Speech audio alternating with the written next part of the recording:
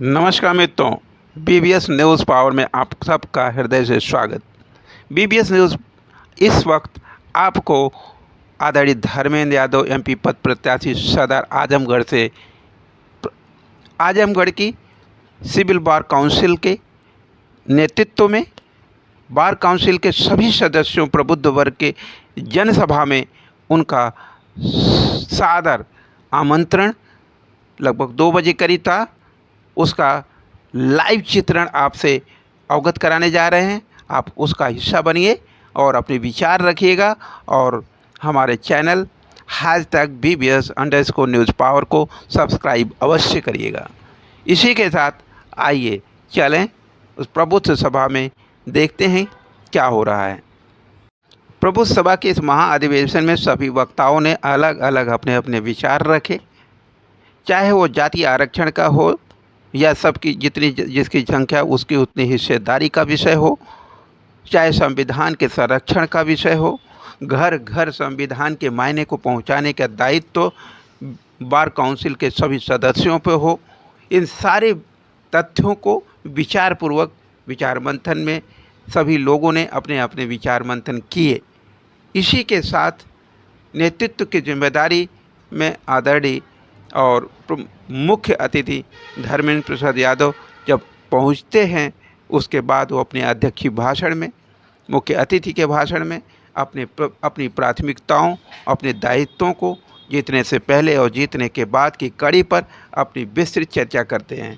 और इसी के साथ सबसे निवेदन करते हैं कि आप सब हमें साथ दीजिए और हम आपको गारंटी देते हैं कि जब यह सत्ता हमारे हाथ में आएगी, हमारी सरकार बनती है, तो फाइनेंस की सभी धाराएं आपके आजमगढ़ के विकास की दिशा में बहा दी जाएंगी। यह हमारा वादा है, यह हमारा वादा है, यह हमारा कमिटमेंट है, यह हमारी प्रतिबद्धता है, ऐसा उनका कहना था। इसी कड़ी को आगे बढ़ाते हुए last to first reverse format में उस चीज़ की व्यवहारिकता को समझने की कोशिश उन्हीं की ज़ुबान से करते हैं। देखते हैं वो खुद इस कमिटमेंट को पूरा करने के लिए उनके सहयोगी लोग क्या कह रहे हैं, वो खुद क्या कह रहे हैं। आइए उनकी ज़ुबान से ही उस बात को समझने की कोशिश करते हैं। और 25 तारीख को चुनाव होगा, 4 तारीख को परिणाम होगा। 4 को आप अपना वकालतनामा मुझे दे देना। देश की संसद में आजमगढ़ की वकालत कभी कमजोर नहीं होने दूंगा। ये मेरा फैसला है। समाज के दबे कुचले शोषित पीड़ित लोगों की आवाज को दबने नहीं दूंगा, संघर्ष को कम नहीं होने दूंगा। और दिल्ली में इंडिया गठबंधन की सरकार बन गई तो फिर किसी संघर्ष की जरूरत ही नहीं है। फिर तो योजनाओं को आजमगढ़ की तरफ मोड़ने की जरूरत होगी। उसको भी मोड़ने में मैं बहुत सक्षम हूँ। आज कमरुल साहब आए हैं इलाहाबाद से, कुछ हमारे बदायूं के भी साथी आए हैं, कुछ मैनपुरी के भी साथी आए हैं। जिन क्षेत्रों में मुझे काम करने का सौभाग्य मिला है, उन क्षेत्रों के साथियों से आप सब चर्चा कर लेना, तो आप महसूस करोगे, चाहे लखनऊ में नेताजी की सरकार रही हो, चाहे आदरणीय अखिलेश यादव जी की सरकार रही हो, उस सरकार के खजाने का मुंह मैंने मैनपुरी की तरफ भी मोड़ के दिखाया है, बदायूं की तरफ भी मोड़ के दिखाया है। अब आप सबके सहयोग से ये जिम्मेदारी मेरी आजमगढ़ की ओर मोड़ने की होगी, तो मैं उसमें पीछे हटने वाला नहीं हूँ। मेरे आजमगढ़ के साथियों, ये आपको यकीन, विश्वास और भरोसा दिलाते हुए एक बार फिर जितने भी साथी इस आयोजन में शामिल हैं, उनके प्रयास को मैं बारंबार उनका आभार व्यक्त करता हूँ। और इस गर्मी के मौसम में, उमस के मौसम में घंटों से जिस तरह अधिवक्ता साथी बैठकर हमारे कार्यक्रम को सफल बनाए, हमारी बात को सुने, उन सभी साथियों का मैं हृदय से आभार और धन्यवाद देते हुए अपनी बात को विराम देता हूँ। जय हिंद, जय भारत, जय सरकार आपकी। लेकिन केवल इतने बात से काम नहीं चलेगा।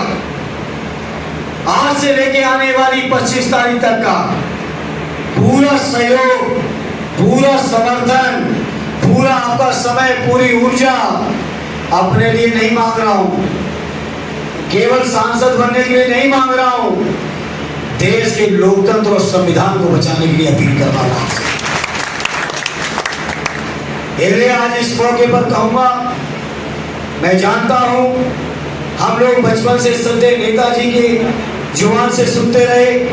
आज अखिलेश यादव जी की नजरों में देश के प्रदेश के अधिवक्ताओं के महत्व का मुझे एहसास है। और मैंने जैसा शुरू में कहा है, कोई भी बड़ी लड़ाई मेरे अधिवक्ता साथियों बिना आपकी मदद के हम लोग नहीं जी सकते साथियों। भरोसा ना हो, आप कल्पना करिए उस सरकार और उस दल के लोगों को कैसे लोकतंत्र में भरोसा हो पाएगा। देश के सर्वोच्च न्यायालय के माननीय मुख्य न्यायाधीश को चुनाव आयोग के जो चेंज की कमेटी है, उस कमेटी से कानून बना के निकाल के बाहर करने का मतलब और नियत कोई समझे न समझे, लेकिन मेरे अधिवक्ता साथियों आप लोग इस बात को जरूर महसूस करते सकते हो कि आखिर ये नियत क्या है। आखिर 150 सांसद सदन से बाहर करके इतने महत्वपूर्ण कानून जो मैं समझता हूँ देश की व्यवस्था को चलाने का सबसे महत्वपूर्ण कानून है, उन कानूनों में आमूलचूल परिवर्तन कर दिए जाते हैं। उसके बाद बीजेपी के लोग हम लोगों पे आरोप लगाते हैं विपक्ष पर कि हम लोग भ्रम फैला रहे हैं। ऐसे में अपने अधिवक्ता साथियों आज आपके बीच कहूंगा, जनता के बीच लगातार मैं इस बात को कह रहा हूँ, लेकिन हम राजनीतिक लोगों की बात से भी ज्यादा अगर आप उस बात को कानूनी शब्दावली में समझाएंगे तो शायद जनता को और बेहतर तरीके से समझ में आएगी। साथियों, अधिवक्ताओं का जहां तक मन का सवाल है, मैं समझता हूं देश की आजादी की लड़ाई रही हो या देश में कोई बड़ा राजनीतिक सामाजिक परिवर्तन हुआ हो, बिना अधिवक्ता साथियों की महत्वपूर्ण भूमिका की कभी नहीं हो पाया है। हम जन सामान्य को समझा पाए ना समझा पाए, कोई इस बात को महसूस कर पाए ना कर पाए, ये बात अलग है। लेकिन आज हम जिस महफिल में बैठे हैं, इस महफिल के लोगों के इस बात का एहसास जरूर होगा कि आज हमारे देश की हुकूमत है, जो हमारे देश के प्रधानमंत्री और उनकी कैबिनेट है, या जिस तरीके से संसद में जोर जबरदस्ती से कानून पास किए जा रहे हैं, इन कानूनों को पास करने की मंशा क्या है, मैं समझता हूं अधिवक्ता साथियों आप बेहतर तरीके से समझते हैं। मामूली बात नहीं है, 150 के लगभग सांसदों को संसद से निष्कासित करके आईपीसी, सीआरपीसी, सीपीसी में आमूलचूल न केवल परिवर्तन बल्कि उन परिवर्तनों की ये भावना कि अगर देश कभी किसी बड़े जन आंदोलन की तरफ जाए तो कैसे उस जन आंदोलन को दबाया जाए, इसके लिए कानून अभी से बना के तैयार कर दी गई। राह के पत्थर को चकनाचूर होना चाहिए, राह के पत्थर को चकनाचूर होना चाहिए, वार चाहे एक हो भरपूर होना चाहिए।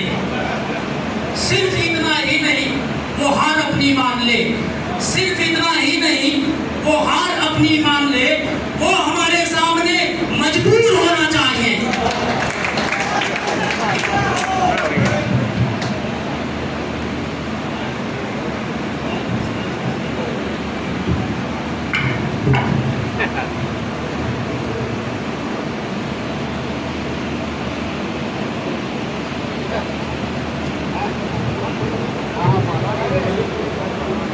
समाजवादी अधिवक्ता सभा द्वारा आयोजित अधिवक्ताओं के इस कार्यक्रम के सम्मानित अध्यक्ष आरडी संतोष कुमार मौर्य जी, इस कार्यक्रम में पधारे समाजवादी अधिवक्ता सभा के हमारे राष्ट्रीय अध्यक्ष आरडी कृष्ण कन्हैया पाल जी, पार्टी अधिवक्ता सभा के हमारे प्रदेश अध्यक्ष आरडी सिकंदर यादव जी, श्रद्धेय नेताजी से मुलाकात कराई उन लोगों की और त्रिपुरा में एमएलए निर्वाचित हुए उसके बाद। तो मैं आप लोगों से यही कहना चाहता हूं कि आपके सांसद के अंदर जिसको देखकर ऊर्जा आ जाती है, जिनकी बॉडी लैंग्वेज, जिनकी पढ़ाई, जिनकी लिखाई और वो विधि स्नातक भी है, लॉ ग्रेजुएट है। ये अधिवक्ताओं के लिए हम लोग के फख्र की बात है। और अधिवक्ता सभा को ये एक एडवोकेट भेजना है पार्लियामेंट के भीतर। आप अपने रिप्रेजेंटेटिव भेज रहे हैं और सभी लोग, हम लोग तो पूरे प्रदेश में घूमे हैं, अभी कन्नौज में भी थे, वेस्ट यूपी में भी थे, कहीं पर भी मुझे ये नहीं दिखाई दे रहा है कि समाजवादी पार्टी गठबंधन का कोई कैंडिडेट हार रहा। और आजमगढ़ जो आरएसएस का अगर नागपुर है तो हमारा जो है आजमगढ़ हमारा सबसे बड़ा प्रयोगशाला बनेगा, पीडीओ को आगे ला दिया जाएगा। तो अगर पीडीए को देखिए हमारी जीत हार ये जरूर तय करती आजमगढ़ हमारी नाक है। ये बात याद रखिएगा, हम यहाँ जीतने के लिए नहीं आए हैं, यहाँ हम गिनीज बुक में अपना नाम लिखवाने आए हैं ताकि इस पूरी दुनिया में ये मैसेज जाए, आरएसएस के लोगों के ऊपर तमाचा हो कि आजमगढ़ पूरी तरीके से बहुजन समाज का है, आदरणीय श्री धर्मेंद्र यादव जी का है, आदरणीय श्री नेताजी का है, आदरणीय श्री अखिलेश यादव जी का है। और पीडीए को कोई भी हमारे बीच का जो हमारे बीच के जो लोग जा रहे हैं दूसरे पार्टियों में छोटे छोटे स्वार्थ में, वो लोग हम लोगों को कहीं से भी समाप्त नहीं कर सकते। जिसकी जितनी संख्या भारी उसकी उतनी भागीदारी, ये आरएसएस के लोग एक उल्टी गणित बताते हैं। वो कहते हैं कि जातियों में 3,347 जातियां जो है वो पिछड़ी जातियों में, वो कहते हैं कि सबसे ज्यादा जो है यादव हैं, इसलिए माननीय राष्ट्रीय अध्यक्ष अखिलेश यादव जी जातिगत जनगणना की बात करते हैं कि जातियां जितनी जिसकी संख्या वाली इसकी उल्टी गणित को पढ़ाते हैं। साथियों 27% जो आरक्षण मिला है वो किसी जाति के आधार पे नहीं है, उसमें आपको केवल वो आरक्षण पिछड़ी जातियों के ऊपर है, वो किसी यादव या किसी गणिया या किसी मौर्य को नहीं मिलने जा रहा है। जिसकी जितनी संख्या भारी का मतलब हम लोग को 27% जो आरक्षण मिला है वो आरक्षण कम है, हमारी आबादी के अनुपात में नहीं है। इसीलिए हम लोग बार बार जातिगत जनगणना की बात कर रहे हैं। और 2017 से 24 तक करीब 20 मुकदमे ऐसे मैं लड़ रहा हूं जिसमें इस सरकार ने आरक्षण शून्य कर दिया। और बहुत ही डंके की चोट पर यह सरकार सीना तान कर कहती है कि हम आपको आरक्षण नहीं देंगे। मैं उन सभी लोगों से जो नॉन यादव ओबीसी नेता हैं, जो केवल अपने मंत्री बनने के लिए, विधान परिषद में जाने के लिए, राज्यसभा में जाने के लिए अपनी पिछड़ी जातियों की जो है बोली लगा रहे हैं, मैं उन लोगों को आगाह कर रहा हूं कि अगर ये सरकार फिर आ जाती है आने वाली लोकसभा के चुनाव के बाद, तो आप जो आज एमपी और राज्यसभा का जो तमगा लेकर के घूम रहे हो वो नहीं रह जाएगा। क्योंकि भारतीय जनता पार्टी की सरकार आने वाले समय में पूरी तरीके से संविधान खत्म कर देगी। संविधान खत्म होने का मतलब है आर्टिकल 21 का खात्मा, मतलब right to life with human dignity, मतलब मानव का जीवन मानव के आत्मसम्मान के साथ। और ये जो खतरा है, खतरा लगातार बढ़ता जा रहा है। जो माननीय राष्ट्रीय अध्यक्ष अखिलेश यादव जी अपना मकान छोड़ते हैं तो वो मकान गंगा जल से खुला जाता है। इसका जो 50% आरक्षण था माननीय मुलायम सिंह यादव जी ने जो है लागू किया था, जिसमें 27% आरक्षण माननीय मुलायम सिंह यादव जी ने पिछड़ों को दिया था, 21% आरक्षण अनुसूचित जाति को दिया था, 2% आरक्षण जो है अनुसूचित जनजाति को दिया था। और जो अल्पसंख्यक वर्ग है उनको मैं जानकारी उनको होगी भी, लेकिन उनको आर्टिकल 39, आर्टिकल 40 में उनको जो स्कूल खोलने का अधिकार, अपने माइनॉरिटी स्कूल खोलने का अधिकार था, वो सारे अधिकार मतलब 50% आरक्षण पिछड़ों दलितों का और अल्पसंख्यकों का जो अधिकार था स्कूल खोलने का अधिकार, और उसमें जो फाइनेंशियल पावर उनको मिली थी, अपॉइंटमेंट की पावर मिली थी, सारी पावर इस सरकार के द्वारा छीन ली गई है। और हमारे देश के माननीय प्रधानमंत्री जी कहते हैं कि आरक्षण को कोई खतरा नहीं। अपने आप को वो पिछड़ा कहते हैं। पिछड़ी जाति में जो आदमी पैदा होगा उसी आदमी को दर्द पता हो सकता है। कोई सामान्य वर्ग का आदमी अगर अपने आप को छल से जो है अपने आप को मुख्यमंत्री रहते हुए अगर पिछड़ी जाति का घोषित करा दे आरएसएस की एक सोची समझी रणनीति के तहत, यही कारण है कि जातिगत जनगणना ये प्रधानमंत्री 10 साल का कार्यकाल उन्होंने पूरा कर लिया, जातिगत जनगणना इन्होंने नहीं कराई। मैं सबसे पहले बाबा साहब भीमराव अम्बेडकर जिन्होंने भारत को एक संविधान दिया था, और समाजवादी पार्टी के संस्थापक श्रद्धेय आदरणीय श्री मुलायम सिंह यादव जी, जिनको हम लोग धरती पुत्र मुलायम सिंह यादव जी कहते हैं, उनके चरणों में श्रद्धा सुमन अर्पित करते हुए इस सभागार में हमारे मुख्य अतिथि माननीय श्री धर्मेंद्र यादव जी का बहुत बहुत स्वागत करता हूं। समाजवादी अधिवक्ता सभा जो एक समाजवादी पार्टी का फ्रंटल संगठन है, और हमारे माननीय राष्ट्रीय अध्यक्ष श्री अखिलेश यादव जी का पूरा आशीर्वाद प्राप्त है समाजवादी अधिवक्ता सभा को। हम लोगों ने ये तय किया है कि उत्तर प्रदेश में जो 80 की 80 लोकसभा क्षेत्र हैं, यहाँ पर किसी भी प्रकार की गड़बड़ी नहीं होने दिया जाएगा। भाई बहनों को मारा था, उन अधिकारियों का लाइन हाजिर तक नहीं हुआ और उनको प्रमोशन करके इस योगी सरकार ने दूसरी अच्छी जगहों पे पोस्टिंग दी।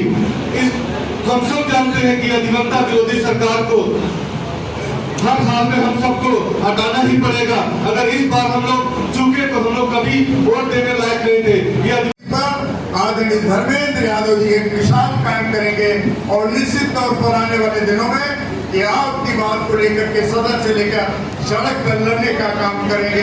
मैं पुनः आपका अधिवक्ताओं की तरफ से स्वागत और अभिनंदन करते हुए अपनी वाणी को विराम देता हूँ। बहुत बहुत धन्यवाद।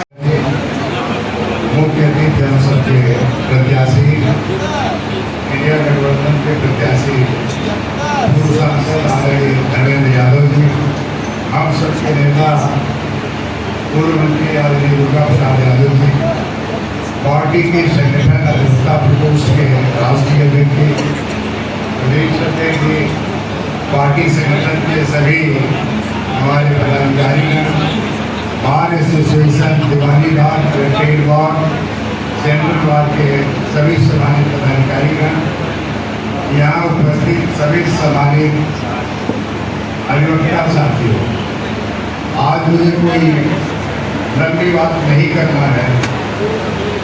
आपके बीच ऐसी स्थिति में मैं सभी अधिवक्ता साथियों की तरफ से आदरणीय धर्मेंद्र यादव जी का स्वागत और अभिनंदन करता हूँ।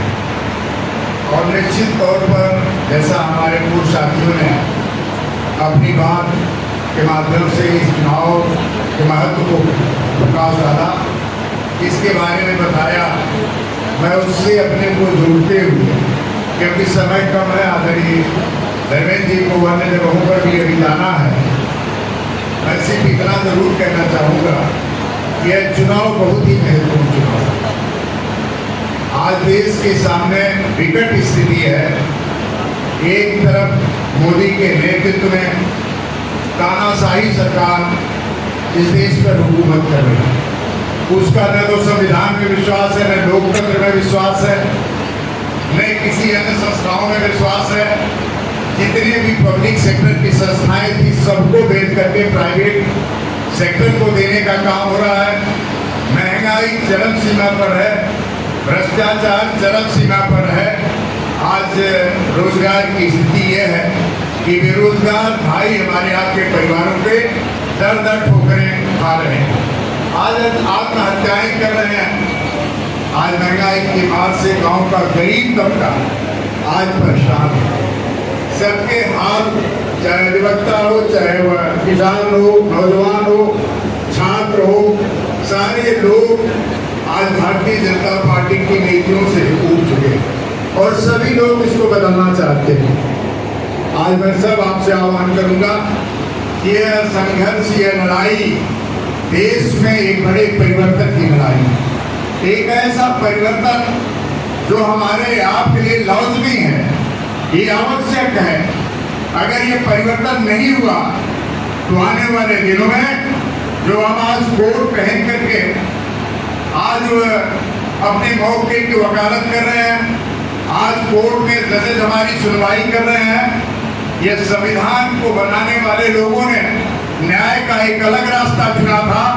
आईपीसी, सीआरपीसी, जितने भी धाराएं बनी थी, जितने भी हमारे आईपीसी और सीआरपीसी के उसमें धाराएं हैं, वो हमारे वेलफेयर के लिए हैं, हमारे अच्छा काम करके वो हमारे लिए अच्छा वातावरण बनाने के लिए बनाई गई। लेकिन आज धीरे धीरे आज भारतीय जनता पार्टी एक एक करके आईपीसी, सीआरपीसी, सीबीसी, सीपीसी और तमाम जो हमारे वकीलों से संबंधित कानून है उसको बदलने का काम कर रही है। भाई हवलदार यादव एडवोकेट साहब तथा समाजवादी अधिवक्ता सभा के राष्ट्रीय प्रांतीय अध्यक्ष तथा सामने बैठे हुए हमारे जिले के समस्त बार के और मंच पर उपस्थित अधिवक्ता समाजवादी अधिवक्ता सभा के राष्ट्रीय अध्यक्ष श्री कृष्ण कन्हैया पाल जी और प्रदेश अध्यक्ष श्री सिकंदर यादव जी और हम सबके आप सांसद प्रत्याशी श्री धर्मेंद्र यादव जी, उपस्थित हवलदार यादव जी, समाजवादी पार्टी के अध्यक्ष श्री हवलदार यादव जी और आम आदमी पार्टी के प्रदेश अध्यक्ष क्षमा करें जिला अध्यक्ष श्री प्रवीण सिंह जी और उपस्थित मंचासीन सभी समाजवादी साथी सबका नाम यादव जी भी आए और माले पढ़कर स्वागत करें।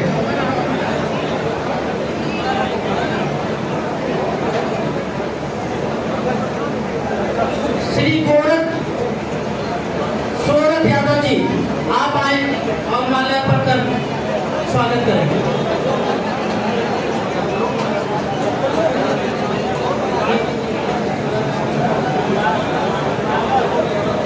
अब मैं अगली कड़ी में माननीय मुख्य अतिथि जी को स्मृति चिन्ह भेंट करने के लिए आवाज दे रहा हूँ। श्री जयवीर यादव जी, जिला अध्यक्ष समाजवादी अधिवक्ता सभा, मैं आपसे निवेदन करता हूँ कि आप आए। अब मैं चाहता हूँ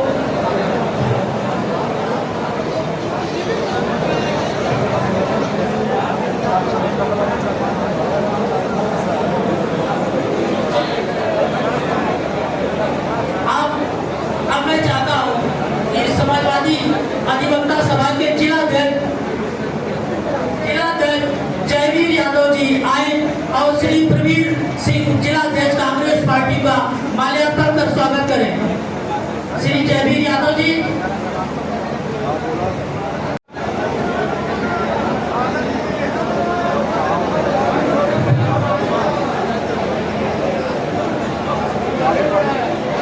जो महिलाएं हैं, महिला अधिवक्ता से मैं निवेदन करता हूं कि वो आए और मुख्य अतिथि जी का माल्यार्पण कर स्वागत करें।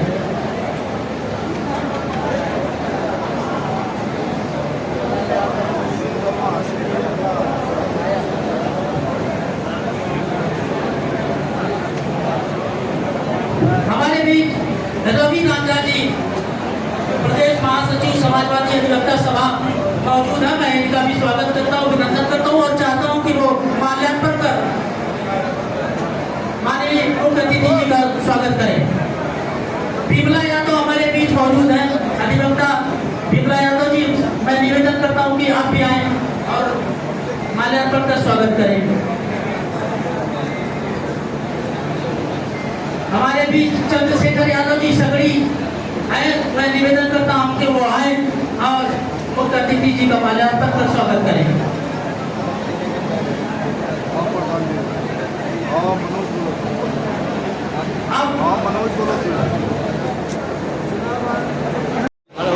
इसके बाद विशिष्ट अतिथि श्री कृष्ण कन्हैया पाल जी का माल्यार्पण का स्वागत होगा, जो समाजवादी अधिवक्ता सभा के राष्ट्रीय अध्यक्ष हैं।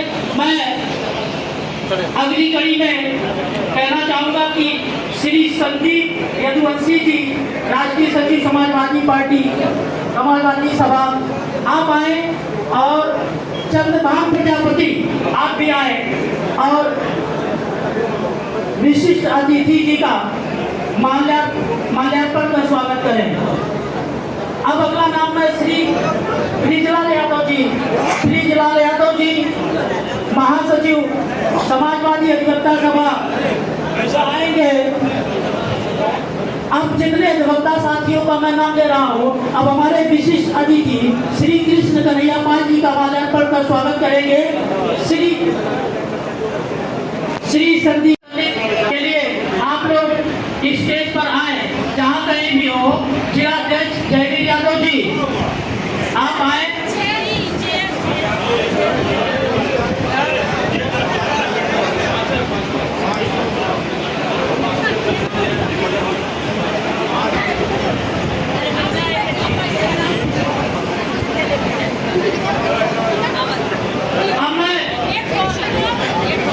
आज के मुख्य अतिथि श्री धर्मेंद्र यादव जी का माल्यार्पण करने के लिए वरिष्ठ अधिवक्ता श्री दयाराम यादव जी को आमंत्रित करता हूं कि वो आए और मुख्य अतिथि श्री धर्मेंद्र यादव जी का माला पहनाकर स्वागत करें। श्री दयाराम यादव जी पूर्व अध्यक्ष दीवानी बार अभिभाषक संघ के वरिष्ठ अधिवक्ता हैं। इनके द्वारा आज के मुख्य अतिथि जी का माल्यार्पण का स्वागत किया जाएगा। मैं दूसरा नाम श्री रफीक अहमद साहब वरिष्ठ अधिवक्ता दीवानी न्यायालय से निवेदन करूंगा कि वो आए, आज के मुख्य अतिथि को माला पहनाकर स्वागत करें। श्री रफीक अहमद साहब। और तीसरा नाम जो है वो श्री वीरेंद्र यादव जी। चौथा नाम है श्री तबिबल चौहान जी वरिष्ठ अधिवक्ता दीवानी न्यायालय। और श्री नायब यादव राष्ट्रीय सचिव लोकसभा प्रभारी राष्ट्रीय सचिव समाजवादी अधिवक्ता सभा। मैं आप सभी लोगों से निवेदन करता हूँ कि आप लोग बारी बारी से आज के मुख्य अतिथि श्री धर्मेंद्र यादव जी का माल्यार्पण कर स्वागत करें।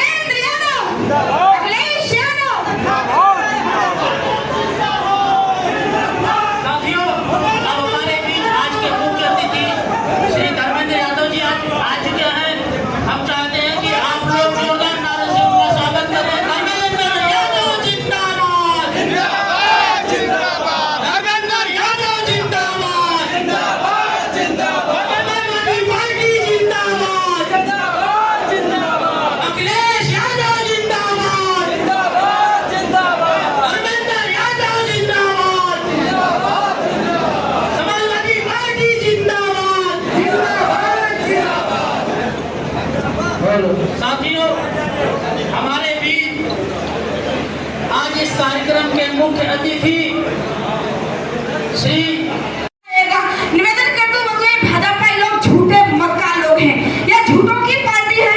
और आपको बता दूं, इस देश के प्रधानमंत्री मुख्यमंत्री दोनों लड़ुए हैं, है ना, ये तो सभी जानते हैं, दोनों लड़ुए हैं। लेकिन इन्होंने भगवान राम को भी लड़ुआ बना दिया। हमारे वकील सब बंधु बैठे हैं, सभी समझदार हैं, बुद्धिजीवी हैं। इन्होंने भगवान राम को भी लड़ुआ बना दिया। कैसे? राम मंदिर बनाया, अच्छी बात है, राम हमारे आराध्य हैं, राम हमारे पूर्वज हैं, राम मंदिर बनना चाहिए। लेकिन राम की मूर्ति इन्होंने स्थापना की और राम के अंदर भाजपा इन्होंने प्राण डाल दिया। सीता जी पता नहीं कहाँ भटक रही होगी, सीता जी का कुछ पता नहीं। तो बंधु, ये भाजपा ही झूठ बोलते हैं। और इन्होंने नोटबंदी की थी, कब की थी? दिन में की थी, रात के 12 बजे। हमारे वकील साहब बता रहे हैं रात के 12 बजे। याद रखना बंधु, झूठों की पार्टी है ये। रही कर बीजेपी सरकार, देश खतरे में आएगा, खतरे में आएगा। ये मोदी लूट मचाएगा, योगी लूट मचाएगा, अमित शाह लूट मचाएगा, देश चौपट हो जाएगा। रही कर बीजेपी सरकार, देश खतरे में आएगा। और निवेदन कर दूं बंधुओं, भाजपा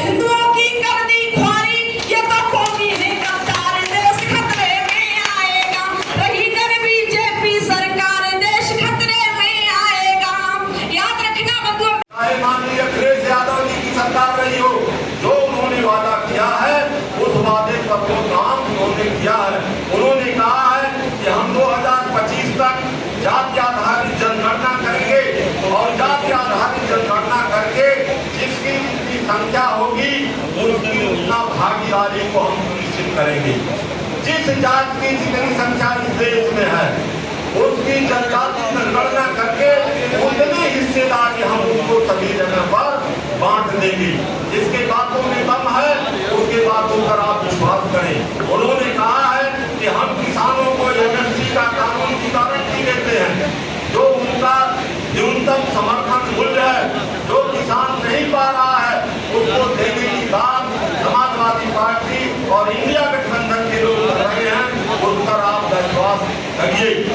जिम्मेदारी है, चाहे पिछड़ी जात के हो, पिछड़ी जात के हो, दलित जात के हो, माइनॉरिटी के हो, जिस भी समाज के अधिवक्ता हैं सबकी जिम्मेदारी आज है।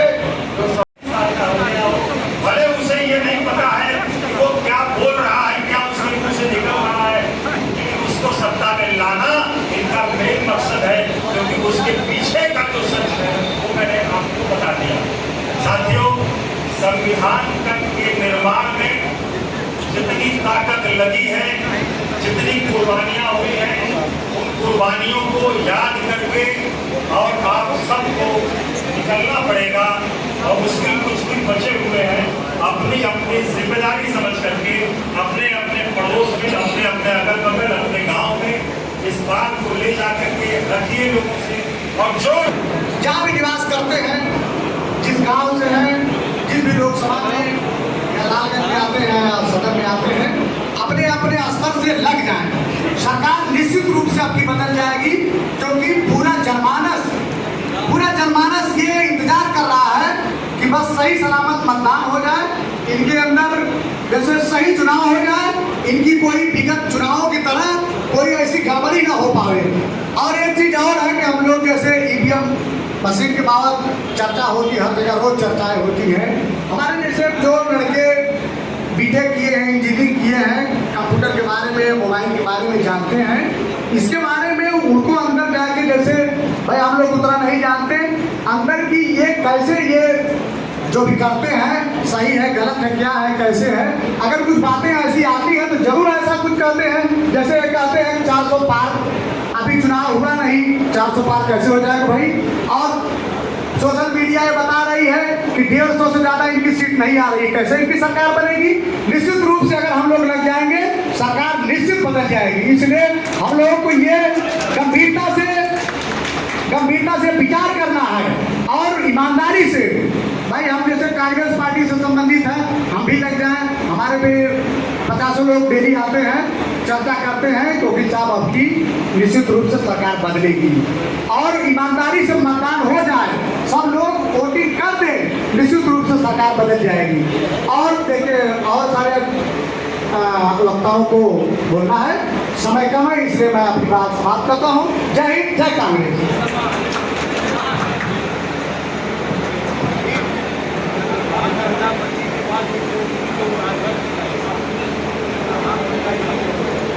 साथियों, मैं अगले वक्ता के रूप में चंद्रभानु प्रजापति जी को आमंत्रित करता हूँ कि वो आए और सभा को संबोधित करें। उसके पहले गोरखपुर तहसील से चल के आए हमारे अधिवक्ता साथी राम बिना यादव, मंत्री जी योगेंद्र यादव, पूर्व मंत्री सूर्य प्रकाश यादव, पूर्व मंत्री Jairam Verma advocate, Anil Gaur advocate, Mohammad Kaifi Azmi advocate और दीवानी न्यायालय के वरिष्ठ अधिवक्ता श्री रफीक अहमद साहब, श्री बिलाल अहमद साहब, श्री रहीम साहब, श्री तारिक शमीम साहब, आप सभी का मैं स्वागत अभिनंदन करता हूँ। और हमारे गाजीपुर से चल के आए हुए राष्ट्रीय सचिव आत्मा यादव जी, श्री राम प्रताप यादव जी, पूर्व अध्यक्ष सिविल बार संघ गाजीपुर, प्रदेश सचिव अधिवक्ता सभा उमेश यादव एडवोकेट आजमगढ़, और राम प्रताप सिंह गाजीपुर से चल के आए, इन सभी साथियों का मैं स्वागत करता हूं, अभिनंदन करता हूं। अगले वक्ता के रूप में